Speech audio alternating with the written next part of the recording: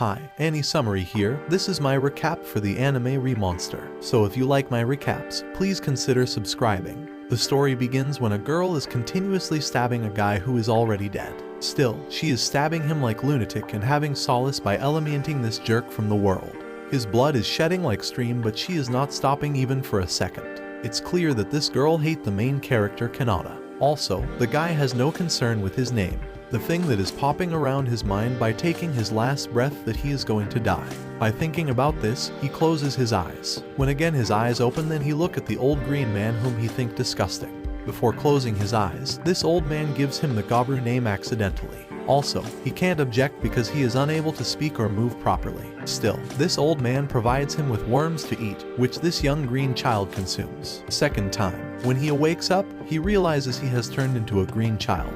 Instead, he is surrounded by the kids. It means that in his previous life, he was dead, and he was granted a second life as an abominable creature. Just then, he tries to lift up, but how can a recently born baby walk? By watching himself, he has started weeping because the only thing he can do is cry. And he is doing this job amazingly. On the third day, he has grown up enough to walk on. He must praise goblins, who can grow up fast. Also, his heart is jumping with happiness when he hears his voice. After that, he moves his body to show off his fighting skills. At the same time, he has decided to live this life to the fullest. He is the lucky one who is bestowed with a second life, and he doesn't want to waste it. On his fourth day, Old Man again arrives with their meal.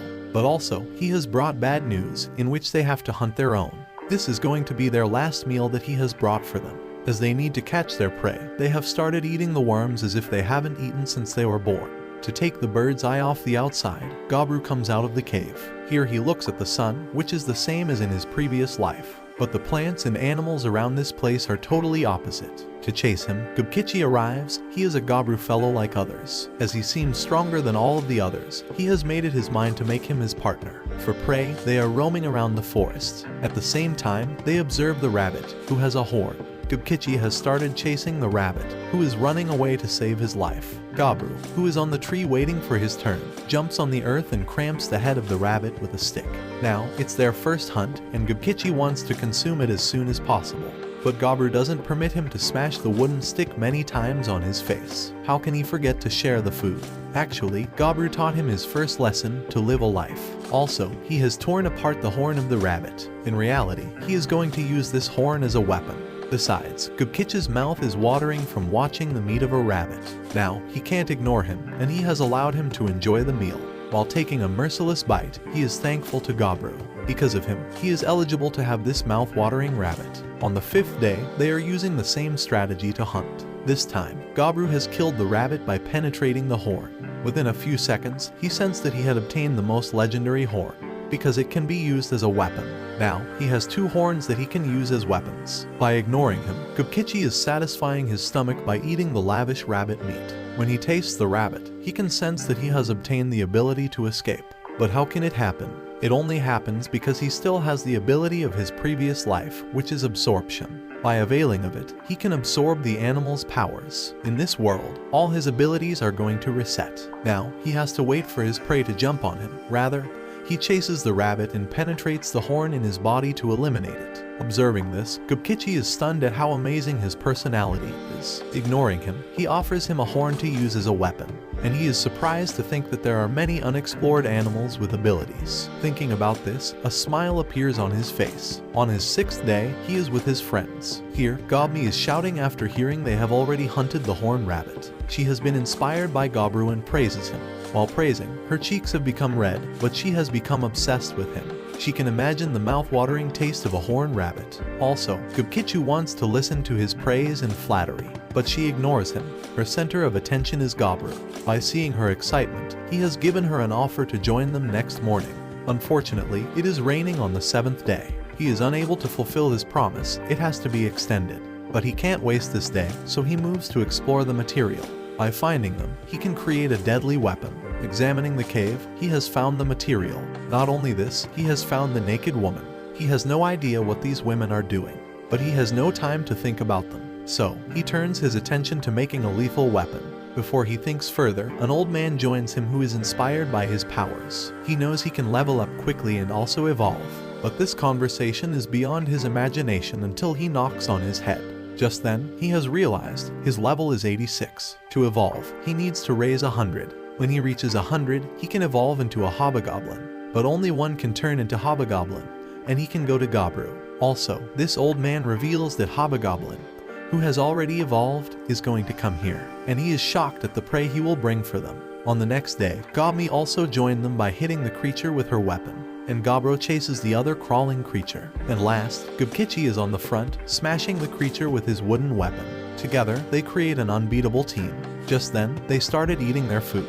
Goblin is thankful to Goblin because of him, she is eligible to have Thai meat. On the other hand, Goblin can also absorb its many abilities. He now has the venom and evil eye to knock his enemy. He is pleased because this snake has increased his ability. Goblin distracts his attention by inquiring about the head of the snake. He desires to have a head of steam, but Goblin doesn't permit him because he can be dead meat by swallowing it. Also, Goblin has made up his mind to survive in this world. Doesn't matter how difficult life can be here. Meanwhile, on the 9th and 10th days, they have made equipment to beat the enemy. On the 11th day, they figure out the cave and decide to explore it, but they have no idea how challenging this cave can be. While stepping in, they confront the red eyes. Soon, they realize that groups of bats want to chew them. Without having a second thought, they rush back. Goblin asks Goblin to run away and orders Goblin to create a shield for him, and he uses evil eyes. Through this attack, everyone has been frozen. By doing so, he can hunt the bats with his weapon. One by one, he is obliterating their breath. After that, they are enjoying their meal. This time, Goblin has gained the Vamp Up ability. A new animal is giving him new abilities. From the distance, 3 goblins are keeping an eye on them. They are getting jealous of him because they are having mouth-watering meals, and they are dying from hunger because they don't know how to hunt. To teach them a lesson, when everyone has slept, they try to beat Goblin, but they have no idea they have messed up with the wrong person. With a few moves, he has compelled them to say sorry. He has knocked 6 goblins, and they are watching at him by holding their breath. At the same time, he uses venomous abilities, but they go wrong because he has no control over them. Goblin, who has awoke, was pissed when she realized they wanted to kill her Goblin. In wrath, she hops in to kill them. Before she elects them, Goblin holds her and restrains her from pursuing her ulterior motives. Also, he assures her that he is perfectly fine, so she shouldn't beat them up. On the 13th day, they decided to catch Orc. First of all, Goblin gives him a strong hit with her weapon. After that, Goblin tries to overpower him, but he is pushed away. When Goblin relays, he hit Goblin, and then she again threw stones at him. As a result, it has injured his fingers, and he has fallen to the ground. Goblin takes the lead and kills him by penetrating the horns in his body. Later, they started eating. By eating the orc meat, he has learned to detect and analyze. As they are full, Goblin asks them to pack the meal. He has packed the meal for his fellows who don't know about the hunting. By watching their meal, they are about to get mad and start eating like lunatics. They are grateful to Goblin, who has given them hearty food. In his previous life, he didn't bother to think about the weak. But in his new life, he has learned many things and decided to help the needy and weak goblins. While sleeping, something tormented him in his dream. It's an evolving system that wants their permission to evolve. Because he has reached 100 levels, the sleepyhead has granted him permission. Consequently, on the 14th day, his personality changed. He has become Hoba Goblin and human-likely handsome. Not only Goblin but also Goblin have transformed into Hoba Goblin. Just then, Old Man arrives, and his eyes widen because 2 of them have evolved. It's the first time in his life that he looks at Goblin to evolve in a month. Aside from this, Goblin is excited to fight with Goblin. With a smile, he has approved his request. By moving outside, they have started combating.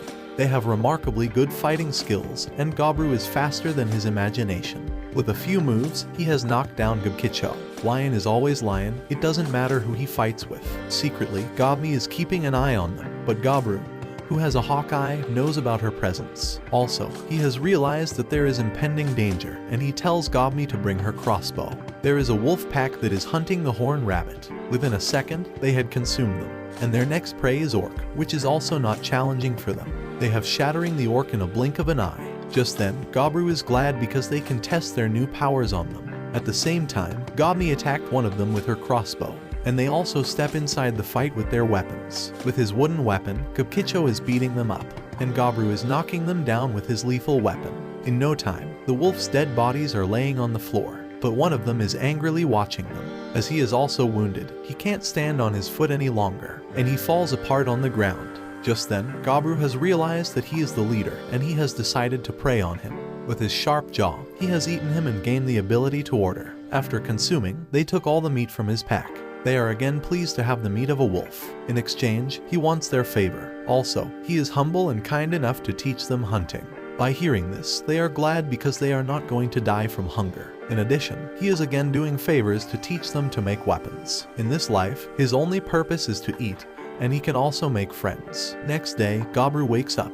Gobji is worried, watching the sky-high flames in front of him. On day 17th, these women committed suicide by drinking poison and setting themselves on fire. Elder goblins regret their sad demise but can't do anything now. On the day 26th, Gobru trains the goblins of his age regularly, but in spite of improving their skill and stamina, he also ate many valuable enemies that remarkably increased his stamina and power. Gobru struggles to reach the finish post as she is tired of the exhausting exercise. Suddenly, they see someone coming towards them. Gobru gets ready with his sword to fight uninvited intruders, but at the same time, Elder Goblin stops them hastily, as these are not their enemies. They are parent goblins, and as they approach them, Gobru was astonished to see human captives with them. A muscular goblin, Hobkin, is so happy to bring the good stuff to feast on.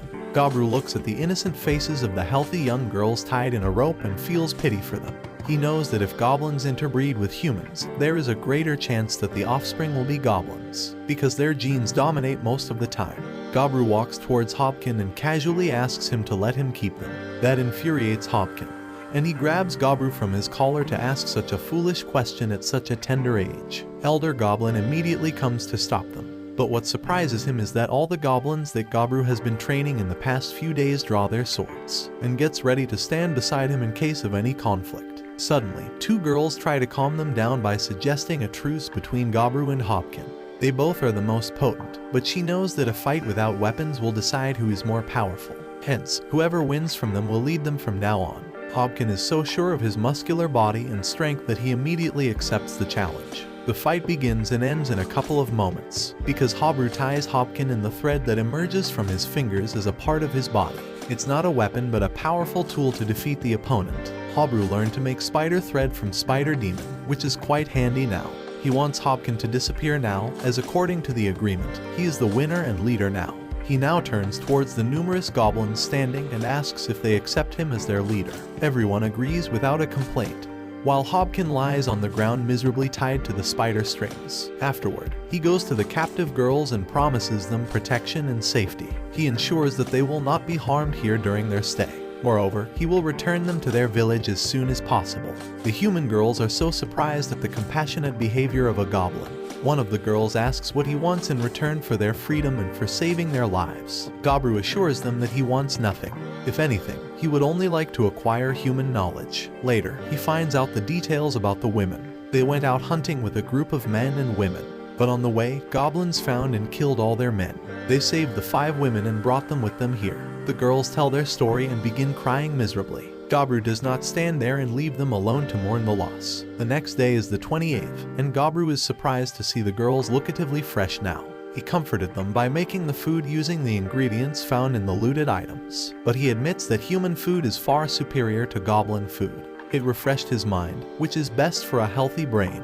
He learns many things from them. Unlike goblins, they grow up and learn many skills, while goblins only evolve in higher-level goblins. Among those 5 girls, one is a blacksmith. 2 girls among them are sisters, and they can cook food well. The other girl, with glasses on her eyes, is a chemist. That leaves the red-haired girl, who looks like a fighter. But under these circumstances, she is useless. On the other hand, the goblins perform challenging exercises and fall after getting dead tired.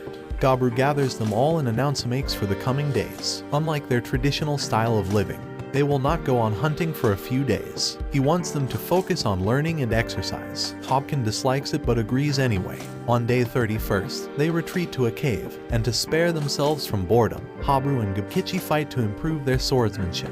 But the terrible thing happened that night, as Gobru had expected from goblins. They reach the sleeping human girls and look at them as their prey. At the same time, Gobru grabs and beats the attacking goblins. Then he ties all of them in the spider web emerging from his fingers. This time, he is so angry that goblins attack the girls at night despite his warning. Hobkin was leading the clan, but after tying them, he apologizes to the red-haired girl. But she starts crying and hugs Gobru. At the same time, other goblins arrive there as they want to know what's happened. He orders them to take the offenders outside as he wants to punish them in front of everyone, which will set an example for all. He hangs the Hopkin upside down and ensures everyone follows his rules. That following morning, he found Hibkin dead. On day 32nd, they face a scaly white horse running towards them. Gobkichi and Gobru attack the horse, break its tough scales, and then kill it. But as soon as Gobru eats that horse's flesh, it fills him with immense energy and gives him numerous skills, which includes quick healing and quick proficiency skills. One of the skills is triple thrust, which surprisingly struck the target 3 times when he struck it only once. That is why the Trihorn horse is a strong enemy. Gobru opens his eyes as someone shakes his bed in sleep. He opens his eyes and finds the red-haired girl before him. She silently lies beside him on the bed. Gobru remains silent as he thinks she is afraid of what happened last night. But he opens his eyes on the next day, with both his arms stretched out under the head of the girl and Gobni. Gobru is happy with the training. All the training is divided into different units, and his friends lead each unit. That day, Gobru did not stay with his training unit. After allotting each group, he decided to go into the forest to search for prey. He finds a Trihorn horse and aims at it with the first level magic. It strikes right at the spot and kills the target. Now, Gobru feels more comfortable using magic and keeps walking more profoundly into the forest. After some time, he realized that he had come so far. Suddenly, he watches a blood spot around a track and remembers the lesson of the elder goblin he received in the early days, that he must never walk towards the north of the forest, because that is where the deadly red bear lives. Not much time has passed since he saw the giant, scary red bear standing before him. Its grand size and roar are sufficient to frighten any fragile heart. Anyone other than Gobru would have run away from the forest by now. But he plans to kill and win the fight. He wants to enjoy its flesh. He once again activates the first level demise magic for the fight and throws it toward the red bear. On the other hand, Gobni is worried that Gobru has been away for so long. By that time, he would have returned, but no one had seen him yet. But they hope he will be fine and return to them soon. On the other hand, the bear survives Gobru's magic attack by detaching his arm. Now, it attacks with its claws, but Gobru jumps to strike its body with the sword. But surprisingly, the bear's body is so strong that the blade never made any cut. Now, Gobru wraps the bear in the spider web emerging from his hand. But in a few moments, the bear unties itself and throws a fire at Gobru. It sets the whole area on fire while Gobru hides behind a tree. It's surprising for Gobru that a bear can stand a temperature as high as 2,000 degrees. But now he decides to comfort it no matter what and comes out from behind the tree. He runs towards the red bear after wrapping himself in ice and strikes the sword in the red bear's face. For a moment, he thinks that he has won the fight, but the bear throws him away by its head, and Gobru's body begins bleeding. His previous successful attack has effectively stopped the red bear from emitting fire, as the sword is stuck between its throat. Now, all it can make is noise. Looking at the red bear, Gobru can judge that its energy is at its peak. While he can feel the weakness in his body, he knows that one more attack from the red bear can take his life. Things are not in his favor, and he has to make more effort. But the effort and fighting make him enjoy his meal better. So, he will fight with all his might to achieve victory over the scary beast. Determined to eat it, Gobru runs towards the red bear and attacks it with the spear in his hand. He jumps on the top and pierces the spear in its body. Once again, he strikes the bear's body with an axe, and the bear attacks Gobru. In the next moment, Gobru loses his arm, but he wins over the red bear. It's day 34 and injured Gobru sits tired on the ground. The red bear's body is in front of him, and he begins chewing its flesh. As soon as he eats it, he gains enormous strength and stamina. But Gobru suffered heavy damage. Now, Gobru's strength and level have surpassed, and he is again given a choice. He has fulfilled all the requirements needed to become Lord Slayer. Now, he has gained more power and a supremacy path. He can level up himself to the Ogre rare species. With the high level of damage, Gobru feels that he is not in his senses. He is fast losing his consciousness. But before that, the system asks him if he wants to promote himself to the Ogre rare species. In order to evolve, he has to choose yes, just like the way he did last time when he was promoted from an ordinary goblin to this appearance. He finally chooses yes. Gobru stays in the forest for the day 35th too. He eats the flesh of a red bear and gains the ability to howl of the mountain, a threatening ability, and the ability to tolerate everything.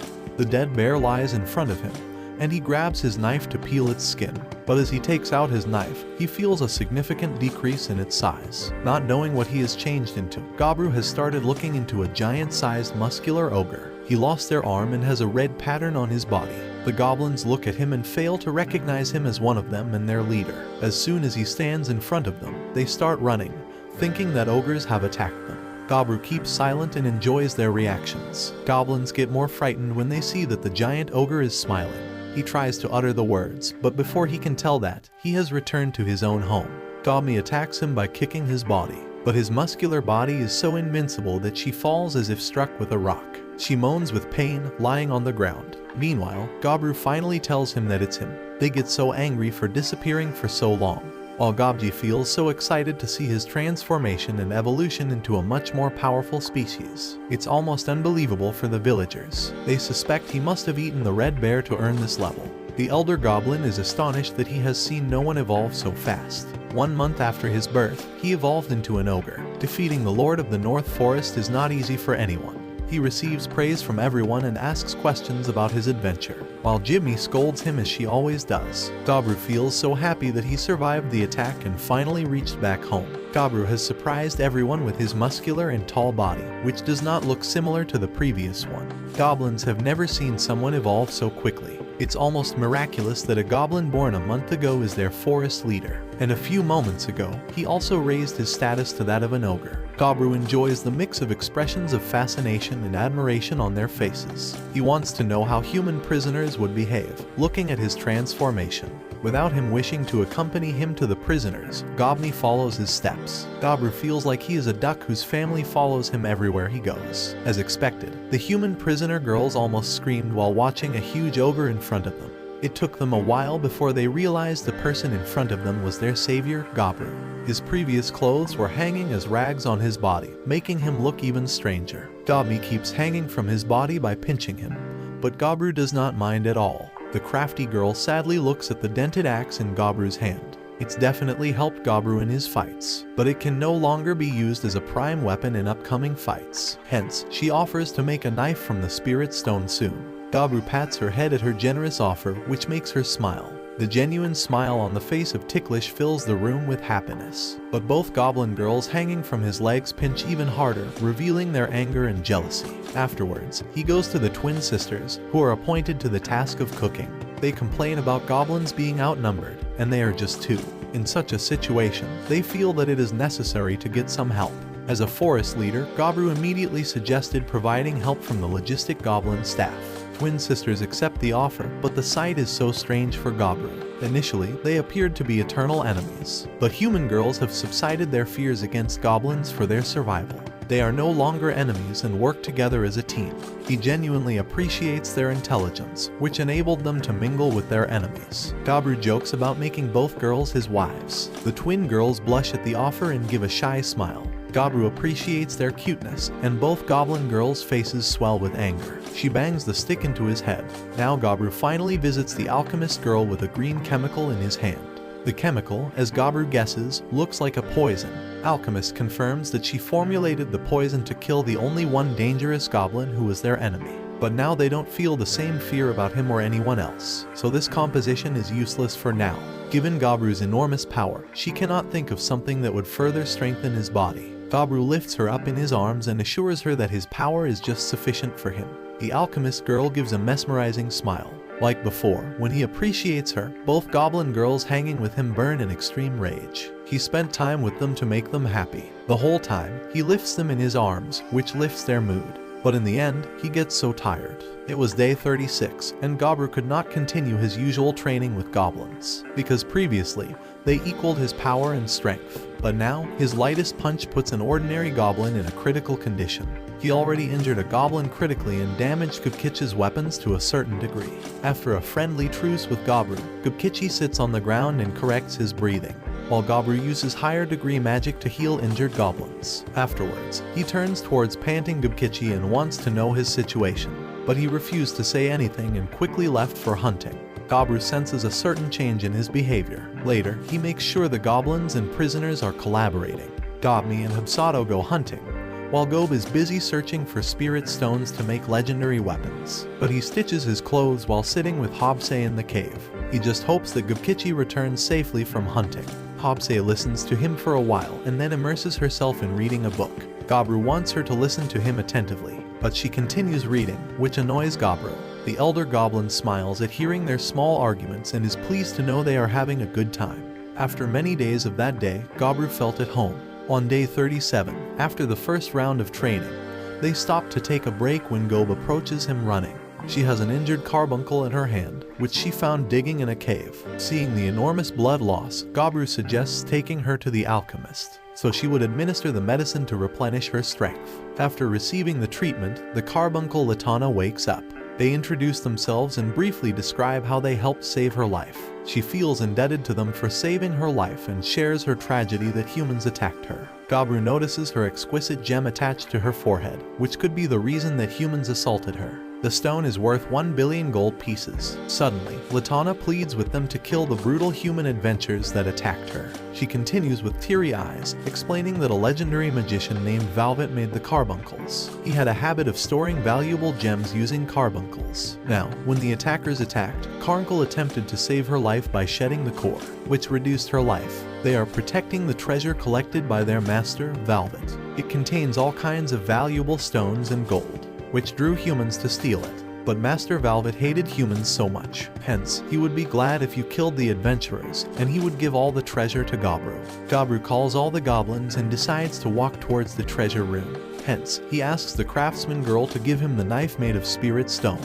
That would come in handy if he had a weapon to increase his strength. Then he shares his plan with warrior goblins, saying that they would initially only warn the adventurers. They would only use force if humans did not come up with an agreement to leave the treasure room. Hence, Gob took all of them when she found a carbuncle in a hole. Under that hole, there was a huge treasure room that belonged to Velvet. Gobru turns towards adventurers to bring to their attention that this den belongs to someone else. Hence, they are committing the crime of theft. As expected, his moral lesson did not work on them, and they attacked him from each direction. Now, he notices the gemstones on humans' bodies and knows their greed has made them blind. Adventurers have repeated patterns of attack, which demonstrate their predictable attack pattern. But they get so terrified when one of the adventurers blows Gobru's head using third-degree magic. But it does not affect him. Knowing that they won't listen to him, he calls the other goblins too and assassinates all the adventurers. Later, they strip them and eat their flesh, which adds Crusader, Guardian, and High Wizard skills to his record. He eats the valuable equipment because he does not know what he can do with it. Later, he moves towards the hidden treasure room filled with expensive items. Velvet's skeleton sits at the front of the room, while Carbuncle shows her gratitude for helping her. She is sure her master's soul is at peace now. Latana assures them that they will find abundant gen spirit stones here, and then sits on Gobru's hand. After wishing Gobru a healthy life, she vanishes. Her forehead stone falls into his hand. After saying a silent prayer for Latana, they collect all the treasure in a big magic box. Before leaving the room, Gobru could not leave Velvet's corpse there and cremate it, which leaves a metal hand at that place. As soon as Gobru wears the hand on his severed arm, it intermingles with his flesh like his own arm. It's free to rotate and adds many skills to Gobru's record. He demolishes the room to close the hole. That night, they enjoyed their achievements with food and drinks. On day 38, he spends most of the time with the blacksmith. On day 39, he divided the valuable armor among hobgoblins and kept the vermicillin spear and a few others for himself. Now his inventory has 3 legendary class items that are so expensive that one can run an entire country with them. He is content that, with training and armor, every goblin's level is increasing. They enjoy the scrumptious bear soup, and on day 40, satisfied with the training, he decides to form a mercenary group. It's day 41, and Gobru wants to see the monsters he has never seen before. The first monster he comes across is a gold spider who sheds expensive items. He eats the delicious gold spider's shell and adds numerous skills. His fingers can weave items like spider webs now. Next up, he comes across a red deer with a rose horn. Finally, Gobru decides to take a stroll to the deepest part of the forest. He discovers a large, shaded tree standing tall in the sunlight. Not only that, in the middle of the forest, he comes across a dryad, famous for their beauty. They appear as females and try to entice the male from the superior species. After attracting them, dryads eat them, and to do the job, their bodies are made very attractive. No one who ever sees them can resist their charm. He remembers once an elder goblin wished to see dryads before death. Gobru has that species right in front of him, praising him for having a tall, muscular body. Its charm is really unrealistic. Gobru gets so nervous when dryads approaches nearer and pushes herself towards him. The drops of sweat fall down his forehead, and it's becoming harder to resist this charming species. His racing thoughts remind him that he has experienced intimacy in his previous life, but the body denies its previous life, as the new body is unfamiliar with this charm. Terrified of becoming the nutrition of dryads, he thinks of a way to survive. For the first time in his life as a goblin, G uses his power of libido. Dryads becomes very happy with him and grants him their blessing. Moreover, she insists that he return sometime soon. He admits that he enjoyed it and then cleans his body of the sweat by taking a bath in the nearby lake. Then he encounters a lizardman and a running bull. He finishes them quickly and acquires a few skills. On day 42, Gobru appoints Gobse, the teacher of 2 goblins interested in learning magic.